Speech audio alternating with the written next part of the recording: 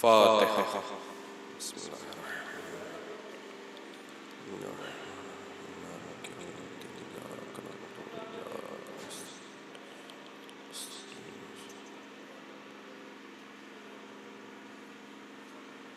اللہ لا حول ولا قوة إلا بالله العلي العظيم أعوذ بالله من الشيطان اللعين الرجيم بسم الله الرحمن الرحيم الحمد لله رب العالمين الصلاة والسلام على أشرف الأنبياء والمرسلين حبيب إله العالمين خاتم النبيين سيدنا مولانا أبي القاسم محمد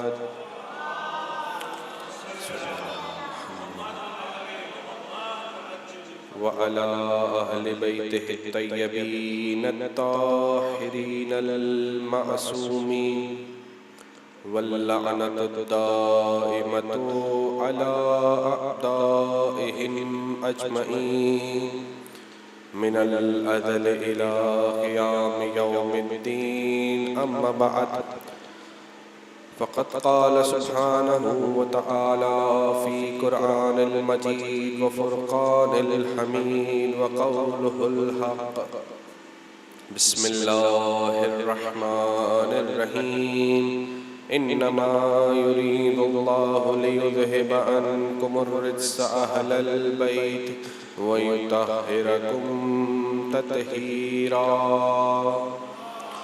اللهم صل على محمد وآل محمد۔ عزیزان گرامی قدر، اس محفل کا ایک خاص عنوان دیا جا چکا ہے جو کہ معصومین علیہ السلام میں سے 5ویں امام اور 7ویں معصوم امام محمد باقر علیہ السلام کی ولادت مبارک صلی اللہ علیہ کی ولادت کی شب ہے، اور اس شب کے حوالے سے ارادہ، اور چونکہ بہرحال یہ شبیں، یہ عنوانات ہمارے لیے ہی موجب بنتے ہیں کہ ہم اس امام معصوم کی زندگی کو دیکھ سکیں، پڑھ سکیں، کچھ ان کی زندگی سے حاصل کر سکیں کہ جو ہم اپنی زندگی کا حصہ بنائیں۔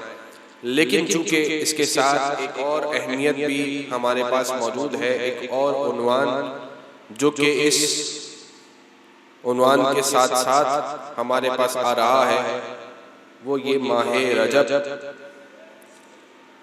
کہ جسے پروردگار عالم نے ہمارے لیے بھیجا۔ واقعتاً یہ ماہ جو ہمارے لیے ابتدا ہوا ہے، جس ماہ کی پہلی شب یا جسے چاند رات کہی جائے کہ جو داخل ہو رہی ہے، اور اس کے بعد آنے والی ہر شب ایک خاص اہمیت کی حامل ہے، ایک خاص اس کا مقام و منصب ہے۔ اسی طرح آنے والے اور اس کے بعد آنے والے 2 اور ماہ، یعنی ماہ شعبان المعظم اور ماہ رمضان المبارک، یہ واقعتاً یہ 3 وہ مہینے ہیں جس کے اندر پروردگار عالم نے اپنے بندے کو کسی نہ کسی بہانے سے کچھ نہ کچھ دینے کا ارادہ کیا ہوا۔ ایک چھوٹی سی مثال میں شاید پہلے بھی کئی بار اس طرح کے جشن میں یہ عرض کر چکا ہوں، شاید ماہ شعبان کی بھی کسی محفل میں میں نے عرض کی ہے، ماہ رمضان المبارک میں علیہ السلام، ماہ مبارک رمضان میں بھی جو محفلیں ہوا کرتی ہیں، اور یہ مثال میں شاید عرض کر چکا ہوں کئی بار۔ تذکراً اس مثال کو پھر سے عرض کروں، جس طریقے سے جب ایک اسکول ہو یا مدرسہ ہو اور وہاں پر استاد یہ ارادہ کر چکا ہو کہ آج کے پروگرام میں یا آج کی اس محفل کے اندر میں ہر بچے کو تحفہ دوں گا۔ دیکھیں کبھی کبھار ایسا ہوتا ہے کہ پروگرام یہ مجلس ہوتی ہے یا کوئی جلسہ ایسا ہوتا ہے جس میں استاد کچھ خاص بچوں کو تحفہ دیتا ہے کہ بھائی جس نے یہ کام کیا ہوگا اس کو تحفہ دیا جائے گا، یا جس نے یہ کام کیا ہوگا اس کو یہ نام دیا جائے گا، جس نے یہ کام کیا ہوگا اسے یہ دیا جائے گا. لیکن پورے سال میں کوئی ایک مقام ایسا ہوتا ہے، کوئی ایک جلسہ ایسا ہوتا ہے، کوئی ایک پروگرام ایسا ہوتا ہے جس میں استاد یا وہاں کا جو منصب ہوتا ہے اس کا پڑھانے والا یا سنبھالنے والا اس ادارے کا شخص یہ طے کر چکا ہوتا ہے کہ آج کے پروگرام میں تو میں ہر بچے کو کچھ نہ کچھ دوں گا، اور وہ واقعتاً بہانہ ڈھونڈ رہا ہوتا ہے کہ کچھ نہ کچھ کر کے اس بچے کو کچھ دے دیا جائے. کوئی چھوٹا سوال پوچھ لیتا ہے کسی بچے سے، کوئی سوال پوچھ لیتا ہے کسی کو، کسی بہانے سے دے دیا جاتا ہے. کبھی کسی کو اس کے لباس کے اعتبار سے دے دیتا ہے، کبھی کسی کو اس کے اخلاق کے اعتبار سے دے دیتا ہے، حتیٰ کہ کچھ بچوں کو وہ ان کے ناموں کے اعتبار سے دیتا ہے کہ اس بچے کا نام آج کی مناسبت سے ہے اس لیے اسے انعام دیا جا رہا ہے. یہ مختلف بہانے ہوتے ہیں جسے ہم جانتے ہیں، اور شاید میں اور آپ ان بہانوں کو بہت اچھی طریقے سے جانتے ہوں، شاید میں اور آپ ہی اس کردار کو کہیں ادا بھی کر رہے ہوں گے. تو گویا کہ ہم جب یہ انسان جسے پروردگار عالم نے خلق کیا، یہ انسان جس کی عقل میں یہ سوچ پروردگار عالم کی ذات نے ڈالی، یہ انسان کہ جس کا ہر فعل پروردگار کے تابع ہے، اگر خدا نہ چاہے تو یہ انسان کچھ نہیں کر سکتا. یہ انسان جس کی ہر سانس پروردگار کے حوالے ہے، اگر پروردگار نہ چاہے تو وہ ایک سانس بھی ایکسٹرا نہیں لے سکتا. یہ انسان جس کا ہر فعل، ہر عمل پروردگار کی اطاعت کر رہا ہے، ہر فعل پروردگار کی اطاعت کر رہا ہے، تو وہ کیسے ممکن ہے کہ پروردگار بھی یہ چاہتا ہے کہ میں کسی نہ کسی بہانے سے اپنے بندے کو عطا کر دوں. اور یہ چاہت پروردگار نہیں انسان کے دماغ میں ڈالی ہے کہ جس کی بنیاد پہ انسان یہ فیصلے کر رہا ہوتا ہے. بالکل اسی طرح پروردگار نے بھی پورے سال کے اندر یعنی 12 مہینوں میں یہ 3 ماہ ایسے رکھے ہیں کہ جس میں پروردگار چاہتا ہے کہ میں اپنی پوری خلقت میں جہاں جہاں بھی میری خلقت موجود ہے، جو بھی میری اطاعت کر رہا ہے، جو میری عبادت کر رہا ہے، میں اسے کچھ نہ کچھ عطا کرتا رہوں. چونکہ آپ سنتے ہیں ماہ رجب کے حوالے سے بہت ساری روایت ہمارے پاس موجود ہیں، آپ سوشل میڈیا بھی دیکھ رہے ہوں گے، مختلف چھوٹی چھوٹی کتابیں بھی ہمارے پاس موجود ہوا کرتی ہیں. بعض ہم میں سے ایسے افراد ہوتے ہیں کہ جن کی جانماز کا حصہ ہوا کرتی ہیں، بعض ایسے ہیں کہ جن کے بستر کے تکیے کا حصہ ہوا کرتی ہیں، بعض ایسے ہیں کہ جن کے جیب کا حصہ ہوا کرتی ہیں. یہ تمام چیزیں ہم اپنے پاس رکھتے ہیں. کیوں رکھتے ہیں؟ کہ جب بھی موقع ملے گا فلاں کام انجام دے لوں گا. پروردگار کی طرف سے خاص اہمیت ہے اس کام کو. آج کے دن یہ کام کرنا چاہیے، میں یہ کر لوں گا. انسان بھی چاہ رہا ہوتا ہے کہ کچھ نہ کچھ کر لوں تاکہ پروردگار کا جو رحمت کا سلسلہ ہے وہ رک نہ جائے. یہ وہ مہینے ہیں کہ جسے پروردگار کسی نہ کسی بہانے سے یعنی پروردگار چاہ رہا ہے کہ اپنے بندے کو کچھ عطا کر دے. بس اب خواہش یہ ہے، چاہت یہ ہے کہ وہ بندہ بھی پروردگار کی بارگاہ میں آئے اور پروردگار سے طلب کرے. یعنی میں آپ کو یہ کہوں کہ اس مثال جو میں نے آپ کے سامنے پیش کی ہے، وہاں استاد دینے کے لیے بیٹھا ہوا ہے، وہاں استاد چاہ رہا ہوتا ہے، بس بہانے ڈھونڈ رہا ہوتا ہے. یہاں بھی پروردگار چاہ رہا ہے، پروردگار کہہ رہا ہے کہ بس تم اس وقت آ جاؤ میرے پاس، میں تمہیں عطا کرتا جاؤں. کوئی حساب کتاب پروردگار نہیں کرے گا. یہاں جس طرح ہم دنیا میں حساب کتاب کر رہے ہوتے ہیں کہ ایک سوال کا اگر جواب ہوگا تو اس کا اتنا ہی انعام دیا جائے گا، اس سوال پہ اتنا ہی انعام دیا جائے گا. پروردگار ایسا نہیں کہہ رہا. پروردگار کہہ رہا ہے تم آ جاؤ، تم عمل انجام دو، میں تمہیں بے تحاشا عطا کرتا رہوں گا. درود پڑھ ایک دفعہ محمد وآلہ محمد وآلہ. اسی روایت میں سے ایک روایت کا حصہ، بہرحال بہت طویل روایت ہے ماہ رجب کے حوالے سے، جس کو شیخ صدوق نے نقل کیا ہے. ختمی محمد مصطفیٰ صلی اللہ علیہ وآلہ وسلم صلی علی محمد وآلہ محمد. اس روایت کو بیان کرتے ہیں، فرماتے ہیں الا ان رجب شہر اللہ عصم، آگاہ ہو جاؤ کہ یقیناً یہ شہر رجب، یہ ماہ رجب پروردگار کا مہینہ ہے جو کہ عصم ہے. نبی کریم نے سے سوال کیا کہ اس ماہ مبارک میں جس کو عصم نام دیا گیا ہے، الف صاد اور میم، اس مہینے کو عصم کیوں کہا گیا ہے؟ عصم کی تعبیر کیوں استعمال کی گئی؟ کیا معنی ہے اس عصم کے؟ لغت کے لحاظ سے دیکھے جائیں تو اس لفظ عصم کے مختلف معنی ہوتے ہیں. اور ایک معنی جو بہترین لگتا ہے کہ جہاں پر حلم عصم یعنی حلم کا کامل ترین حصہ، یعنی عصم اس وقت استعمال کیا جاتا ہے جسے کامل ترین کہا جائے، یعنی گویا کہ یہ وہ مہینہ ہے جو کامل ترین مہینہ ہے اور اس مہینے کو کامل ترین قرار دیا گیا۔ اب سوال یہ پیدا ہوتا ہے کامل ترین کیوں قرار دیا گیا؟ یہ کون سی ایسی بات ہے کہ جس وجہ سے اس مہینے کو کامل ترین کہا گیا؟ رسول اکرم خود فرماتے ہیں اپنی زبان سے، وَهُوَ شَهْرٌ عَظِيمٌ، یہ ایک بڑا باعظمت مہینہ ہے، عظیم مہینہ ہے۔ انما سمی العصم، اسے عصم کا معنی سے، اسے عصم کے نام سے یاد کیا گیا ہے، لأنه لا يقارن شهر من الشهور عند اللہ عز وجل حرمتا وفضلا، یہ وہ مہینہ ہے کہ جس کے اندر پروردگار عالم نے اس مہینے کی حرمت اور فضیلت کو بڑھا دیا گیا ہے۔ وہ عالم کوئی بھی مہینہ اس مہینے کا مقابلہ نہیں کر سکتا، یعنی گویا کہ یہ مہینہ ایسا مہینہ ہے کہ جس میں پروردگار عالم نے تمام چیزوں کی جزا کو، تمام چیزوں کی فوائد کو بڑھا دیا ہے۔ کوئی مہینہ ایسا نہیں ہے کہ جس مہینے میں آپ کو انجام دے فعل، اس کے جزا کا مقابلہ اس مہینے میں وہی فعل انجام دیا جائے، اس کی جزا کا مقابلہ کیا جائے، یعنی یہ مہینے میں ہر چیز کی جزا جو ہے کئی گنا زیادہ ہو جاتی ہے۔ پھر اس کے بعد حتمی مرتبہ فرماتے ہیں وَإِنَّ رَجَبْ شَهْرُ اللَّهِ، یہ رجب جو ہے اللہ کا مہینہ ہے، وہ شہبان و شہری اور شعبان میرا مہینہ ہے، وہ ماہ رمضان یعنی رمضان کا مقابلہ فرماتے ہیں شہر امتی، یہ میری امت کا مہینہ ہے۔ علامہ مجلسی اپنی کتاب میں اس حوالے سے لکھتے ہیں کہ جب ماہ رجب المرجب ماہ خدا ہے، اس سے مراد کیا ہے؟ رسول فرماتے ہیں لِأَنَّهُ مَخْصُوصٌ بِمَغْفِرَتِ فِيهِ، یہ وہ مہینہ ہے کہ جس میں مغفرت انسان انجام دیتا ہے۔ مغفرت کا مہینہ ہے کہ خاص مغفرت کے لیے بیان گیا ہے، یعنی پروردگار چاہ رہا ہے کہ اپنے بندے کے تمام گناہوں کو معاف کرتے، بس بندہ پلٹ کے آئے پروردگار کی بارگاہ میں۔ دیکھیں جب والدین بھی چاہ رہے ہوتے ہیں بعض مقامات پر کہ اپنے بچے کو کوئی چیز عطا کریں، اپنے بچے کو کوئی چیز دے دے، لیکن کبھی کبھار والدین بھی بہانہ ڈھونڈ رہے ہوتے ہیں کہ بچہ یہ کام تو کرے نا کم از کم۔ چھوٹے بچے کو جب سکھایا جاتا ہے، تربیت کی جاتی ہے، تو کیا کہا جاتا ہے کہ تم یہ کام کرو گے تو تمہیں یہ ملے گا۔ اصل مقصد کیا ہوتا ہے؟ اصل مقصد یہ نہیں ہوتا ہے کہ وہ چیز تمہیں دی جائے، یعنی اصل مقصد یہ نہیں وہ کام کیا جائے، بلکہ تم یہ کام کر لو تمہیں وہ چیز ویسے ہی مل جائے گی۔ بچے کو لالچ دی جاتی ہے، بچے کو بلایا جاتا ہے، کیوں؟ اسے وہ چیز دینی ہوتی ہے اس لیے۔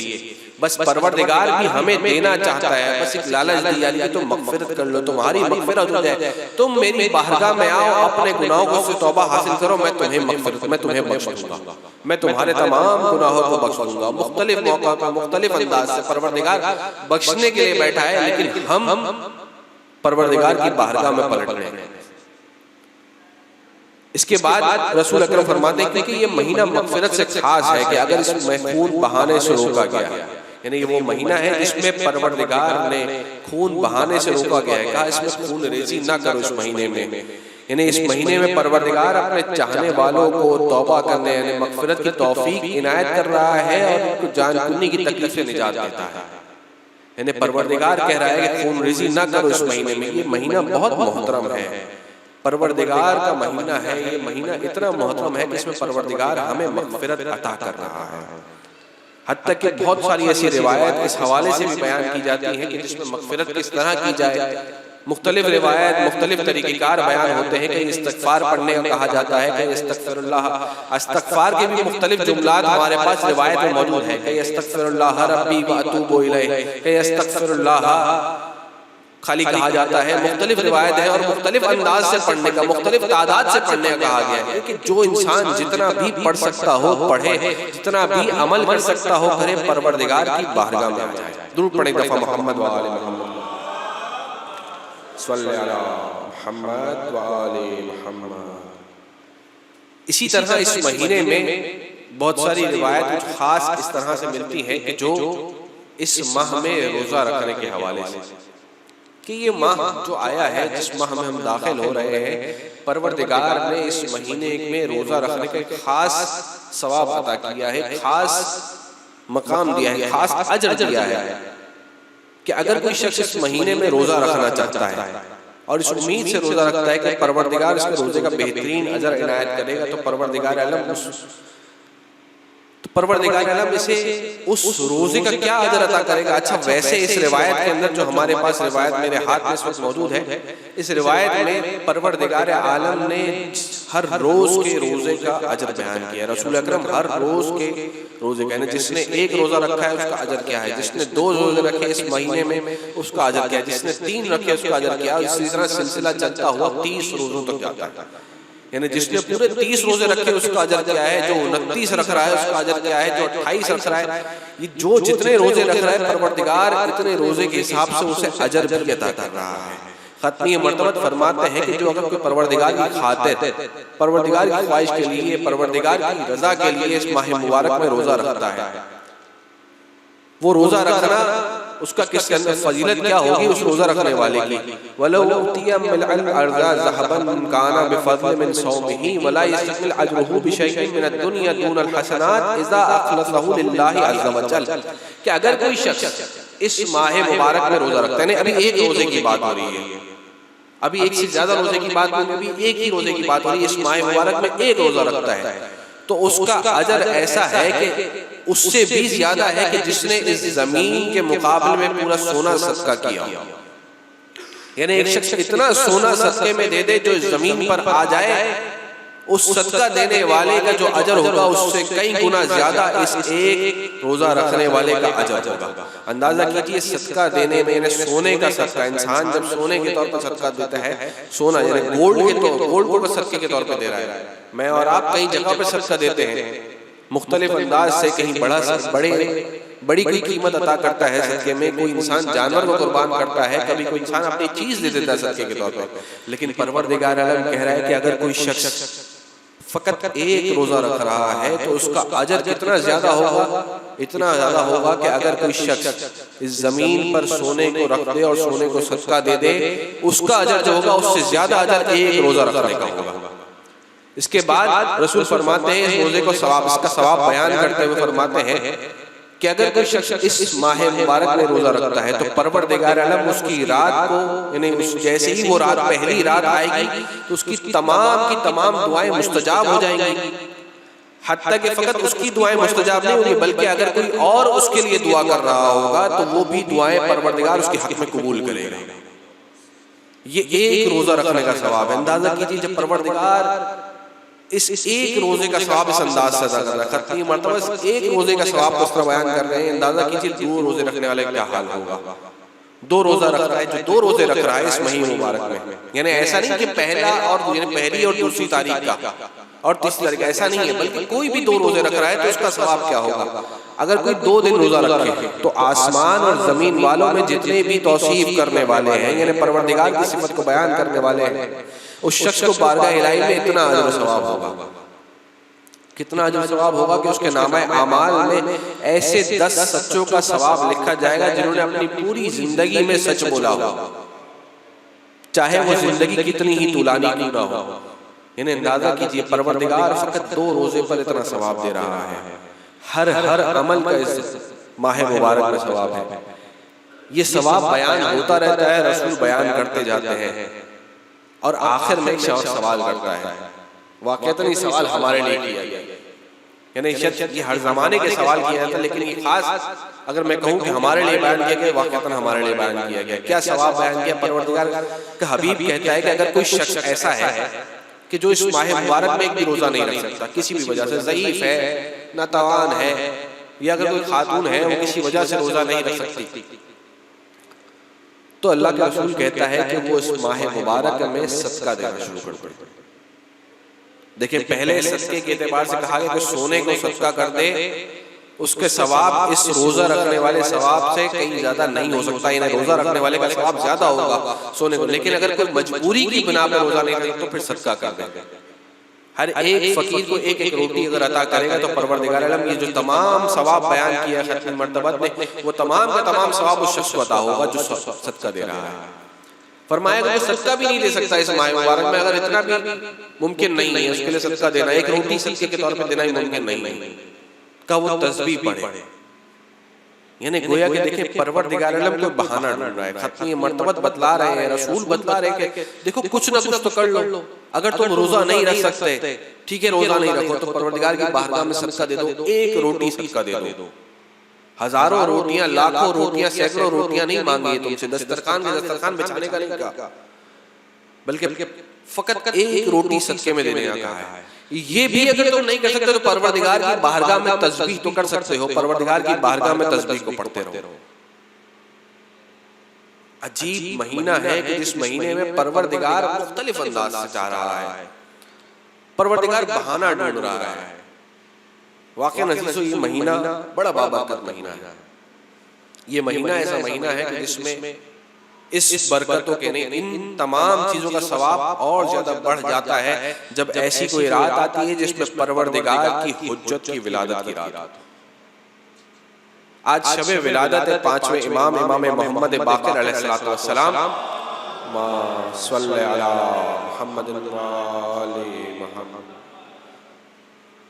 اس شب کے حوالے سے کہ حجت خدا، یہ حجت خدا ہے کہ جس کی ولادت کی شب داخل ہو چکی ہے۔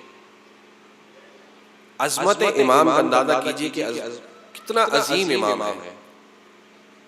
امام کی عظمت جابر بن عبداللہ انصاری جو کہ رسول کے صحابیوں میں سے صحابی، یہ صحابی بڑے عجیب صحابی ہیں کہ جن کو رسول نے فرمایا تھا کہ اے جابر تم طویل عمر پاؤ گے اور تم میرے پانچویں بیٹے جس کا نام توریت میں باقر ملتا ہے اس کی زندگی میں اس سے ملاقات کرو گے، اسے میرا سلام دینا۔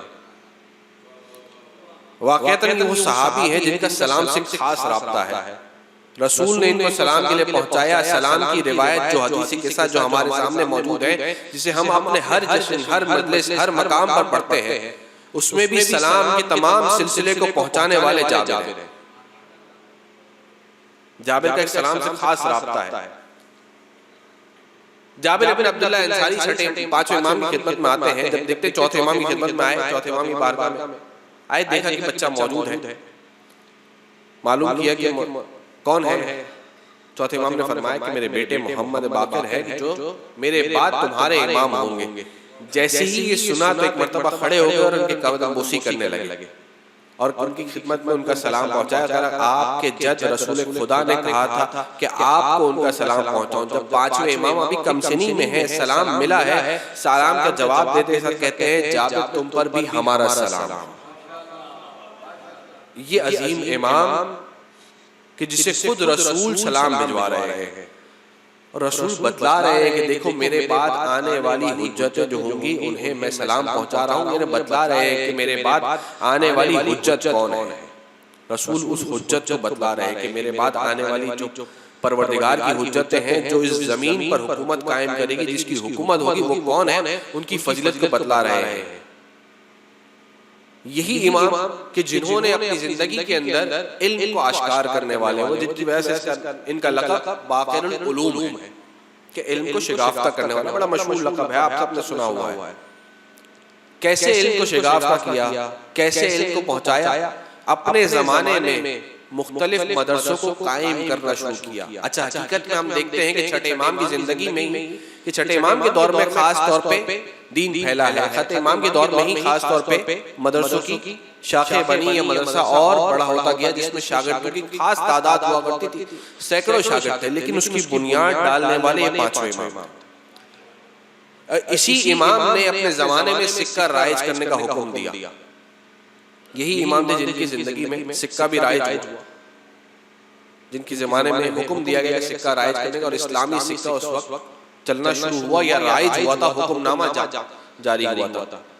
اور یہ وہ دور تھا جس دور میں بنی امیہ اور بنو عباس کے فساد شروع ہوئے، یا ان فسادوں کی ابتدا ہوئی کہ جس زمانے میں پانچویں امام کو موقع ملا، پانچویں امام نے خاص طور پر دین کی ترویج کی، احادیث کی ترویج کی گئی، احادیث کو پہنچایا گیا، حتیٰ کہ پانچویں امام کا خاص مقام اس اعتبار سے بیان کیا ہے، تاریخ میں ملتا ہے کہ پانچویں امام نے اپنی زمانے میں رسول کی بیان کردہ حدیثوں کو زندہ کیا اور اس کو پہنچایا لوگوں تک. جابر ابن عبداللہ جوفی اور اس جیسے بہت سارے اور دیگر صحابی جو کہ امام کے ساتھ اس کام میں کوشاں تھے اور امام کی مدد کرتے تھے, امام نے ان کے ذریعے سے ان حدیث کو پہنچایا جو رسول نے بیان کی تھی. اور اس زمانے کے بڑے مشہور یا بڑے بڑے منصب پہ بیٹھنے والے میں دین, ان کے بارے میں بیان کیا. عبداللہ ابن برمکی یا عطار کہتے ہیں کہ میں نے دیکھا کہ جب پانچویں امام کا دور تھا اور پانچویں امام جب منبر میں بیٹھا کرتے تھے اور درس بیان کیا کرتے تھے, خطیب کتابت کیا کرتے تھے, اور جب خطبہ دے رہے ہوتے تو ان کے سامنے اتنے بڑے بڑے افراد کہ جن کا نام اور منصب اس وقت ہوا کرتا تھا کہ وہ لوگ علم میں بہت زیادہ مانے جاتے تھے اور لوگوں کو مشکل ہوتی تو ان کی طرف رجوع کرتے تھے. جب ان کو میں امام کی محفل میں دیکھتا تھا تو ایسا نظر آتا تھا کہ چھوٹے چھوٹے بچے اپنے استاد کی بارگاہ میں آئے ہیں اور علم کی بھیک حاصل کر رہے ہیں. یہ پانچویں امام کہ جن کے دور حکومت میں خاص طور پہ دین کو ترویج ملی اور ان کے ذریعے سے دین پھیلا. درود پڑھیں ایک دفعہ محمد و آل محمد صلی اللہ محمد و آل محمد. خصوصاً پانچویں امام کے حوالے سے ایک اور روایت بیان کی جاتی ہے کہ ابو بصیر امام کی بارگاہ میں تھے ایک مرتبہ, اور امام کے ہمراہ مسجد میں داخل ہوئے. امام مسجد لے کر گئے ان کو. جیسے ہی مسجد میں داخل ہوئے تو امام نے ابو بصیر سے کہا, ابو بصیر جو مسجد میں آ رہا ہے ان سب سے پوچھو کہ کیا تم نے محمد باقر کو دیکھا ہے, کیا انہیں دیکھ رہے ہو تو؟ ابو بصیر کہتے ہیں ٹھیک ہے امام, جیسا آپ کہیں گے ویسا میں کروں گا. ایک جگہ پر امام بیٹھ گئے, ابو بصیر امام کے برابر بیٹھے ہوئے, اور روایت بیان کرتی ہے, ابو بصیر بیان کرتے ہیں کہ لوگوں کا ایک تانتا بندہ ہوا تھا. لوگ آ رہے تھے مسجد میں, کوئی عبادت میں مشغول ہے, کوئی کسی ذکر میں مشغول ہے, کوئی کسی کام میں مشغول ہے. لوگ مسجد میں آ رہے ہیں, جا رہے ہیں. ابو بصیر کہتے ہیں کئی سینکڑوں لوگ آئے مسجد. میں نے ہر ایک سے پوچھا کہ تمہیں امام محمد باقر نظر آ رہے ہیں, تمہیں ابو جعفر نظر آ رہے ہیں؟ جس سے پوچھتا تھا سب منع کرتے تھے کہ نہیں ہمیں تو نظر نہیں آ رہے, ہم نے تو امام کو نہیں دیکھا.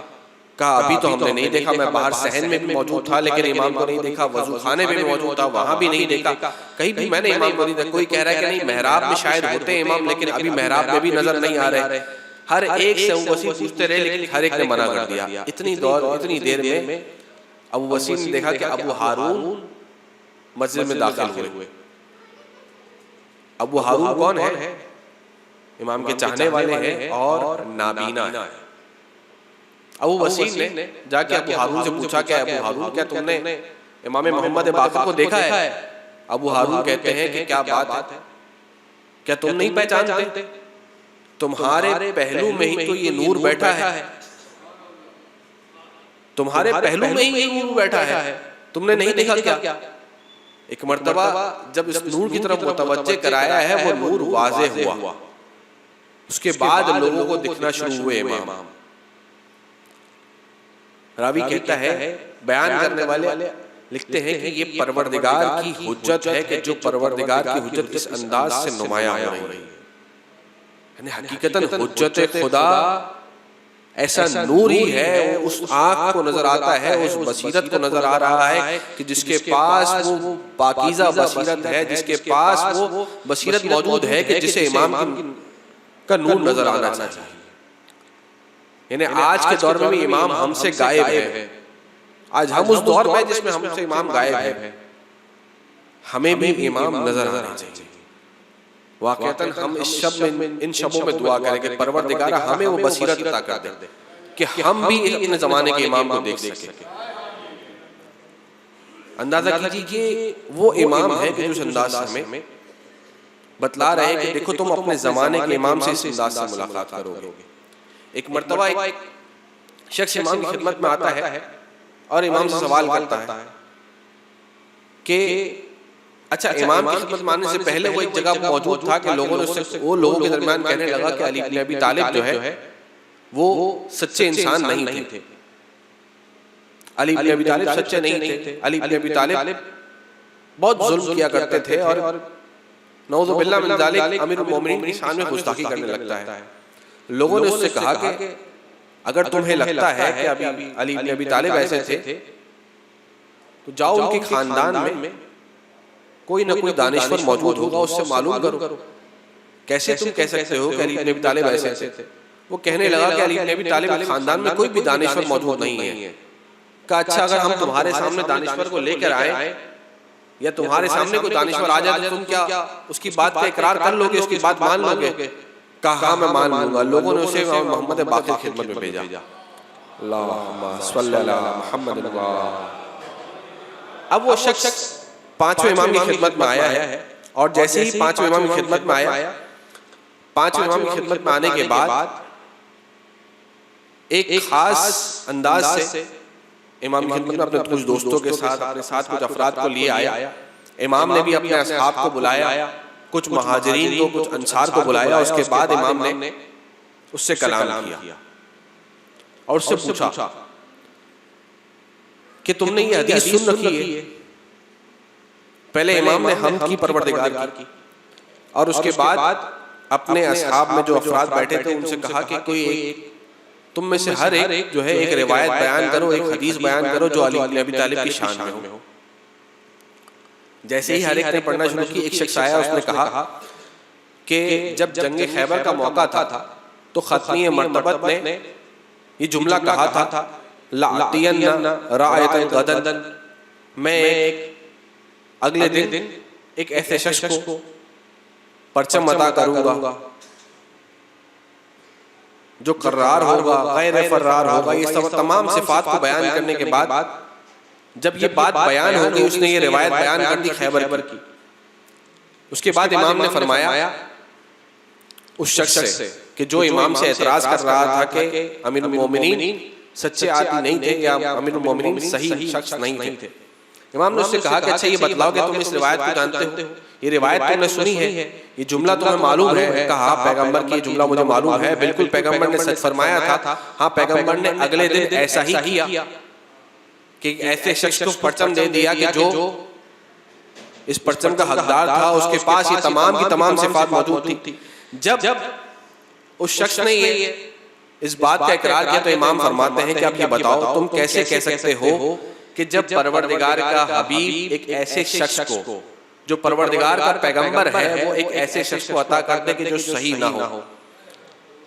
اس کے بعد امام نے فرمایا کہ اچھا اگر تجھے لگتا ہے کہ یہ صحیح نہیں تھے تو تم مجھے ایک سوال کا جواب دے, کیا پروردگار کا حبیب ایک ایسے شخص کو پرچم عطا کر سکتا ہے جو خدا کا پسندیدہ نہ ہو؟ کہا نہیں, ایسا نہیں ہو سکتا.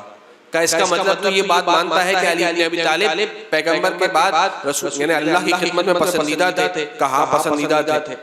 کہ اگر پسندیدہ تھے تو اس کا مطلب وہ ظلم نہیں کر سکتے, اس کا مطلب وہ ظالم نہیں ہو سکتے, وہ کسی اور پر ظلم نہیں کر سکتے. کہا پسندیدہ تھے لیکن شاید ظلم کرنے لگا. کہا اگر تم یہ کہتا ہے کہ اگر وہ پسندیدہ تھے اور ظلم کر سکتے تھے یا ظلم کرنا چاہتے تھے, اس کا مطلب پروردگار عالم نے ایک ایسے شخص کو اپنا دوست بنا کے رکھا تھا کہ جو ظلم کرنے والا تھا. کہ اگر تو ایسا کہے گا اس کا مطلب تو کافر ہے, تو نے پروردگار کی عدالت پہ, پروردگار کی توحید پہ شک کیا ہے, تو نے پروردگار کی پسند پہ شک کیا ہے, پروردگار کی پسند پہ الزام لگایا ہے. کہ نہیں میں ایسا نہیں کہہ رہا. تو اس کا بولا اس کا مطلب یہ ہوا کہ اگر پروردگار ایسے شخص کو پسند کرتا ہے کہ جو ظلم نہیں کر سکتا, اس کا مطلب وہ ایسا شخص ہے جو مطیع پروردگار ہے. کہا ہاں مطیع پروردگار ہے. کہ اگر یہ مطیع پروردگار ہے اس کا مطلب اس کے ساتھ کوئی بھی ظلم اس کے ہاتھ سے سرزد نہیں ہو سکتا. کہا ہاں کوئی بھی اس کے ہاتھ سے ظلم سرزد نہیں ہو سکتا. اس کے بعد امام نے کہا کہ اب بھی اگر تو کہہ رہا ہے کہ علی بن ابی طالب اگر ابھی علی بن ابی طالب ظالم ہے تو اس کا مطلب تو پھر خود کافر ہے.